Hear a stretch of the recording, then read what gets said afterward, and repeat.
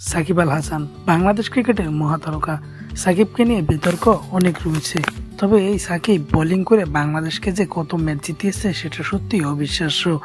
সাকিব আল হাসান নিজের বোলিংটাকে সবসময় বলে এসেছে ন্যাচারাল, তবে ইসিবি বা ইংল্যান্ড ক্রিকেট বোর্ড সাকিবের সেই বোলিংয়েই খুদ ধরেছে।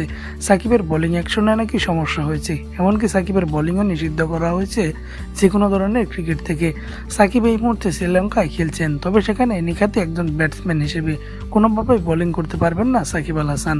তবে সাকিবও থেমে থাকার পাত্র নন, সাকিব ফিরছেন আরো ভয়ানক রূপে। সাকিব জানিয়েছেন কোচিং স্টাফদের তার নতুন অ্যাকশনে তিনি আগের চেয়েও বেশি কমফোর্টেবল ফিল করছেন এবং স্ট্যাম্পে অনেক তাড়াতাড়ি অনেক ভালোভাবে হিট করতে পারছেন। এবং সাকিব আল হাসানের চেন্নাইয়ে কিছুদিন পরেই একটি ট্রায়াল রয়েছে এবং সেখানে আশা করা যায় সাকিব আল হাসান উন্নতি করে ফেলবেন এবং এর মাধ্যমেই সাকিব আল হাসান আবার ফিরে আসবেন ক্রিকেটে।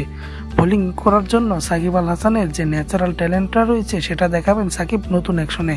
তো আপনার কি মনে হয় সাকিবের নতুন অ্যাকশন ঠিক কতটা ভয়ানক হতে পারে? আমরা কি আগের সাকিবের চেয়ে ভয়ানক কোনো সাকিবকে পেতে চলেছি? সেটা অবশ্যই কমেন্ট বক্সে কমেন্ট করবেন। স্পোর্টসের সব আপডেট পেতে স্পোর্টস ভ্যালুকে সাবস্ক্রাইব করবেন। ধন্যবাদ।